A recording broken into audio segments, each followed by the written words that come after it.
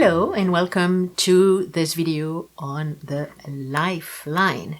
In this video I am going to prove to you that it is possible to change your lifeline, and I have three beautiful examples. And the first one is Calvin, and you may have seen this example because I've been sharing it different times.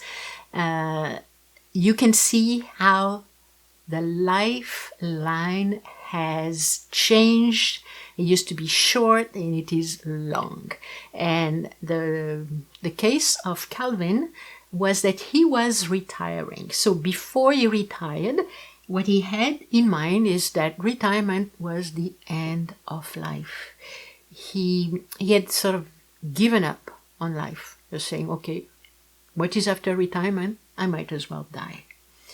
And this was not the case, because once he retired, he found out that he had a lot of time to do all the beautiful things that he wanted to do. So he started to learn music, he studied an instrument, he started to travel, he started to build all kinds of things. And you can see the result.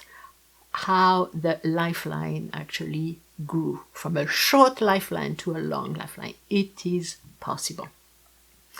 Now, the second example, I have mentioned it in this lifeline course a little bit earlier when I was talking about a short lifeline. And you have the example of Tatiana. And Tatiana, you can see three times of her life how the lifeline, which used to be very short, has actually improved over time. So what happened to Tatiana? When Tatiana's mother was pregnant, she suffered from carbon monoxide poisoning. And at the time, because of the pregnancy, doctors recommended that she actually stop the pregnancy.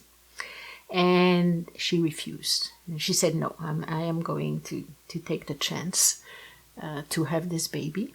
The baby was born healthy, but the mother was terrified. And her attitude actually had an effect on the little girl, because she never knew how long the little girl was going to live. She was afraid that maybe tomorrow, maybe a month from now, a year from now, the little girl would stop living. And she was really terrified, and the little girl could feel it. And that's why she had this very short lifeline. With time, the little girl became very, very healthy. She never suffered from the poisoning that had happened to her mother during the pregnancy.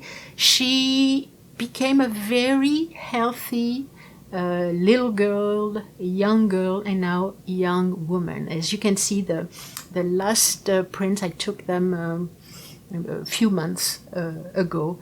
And now you would never think that this little girl would have been expected to live only a few months or a few years.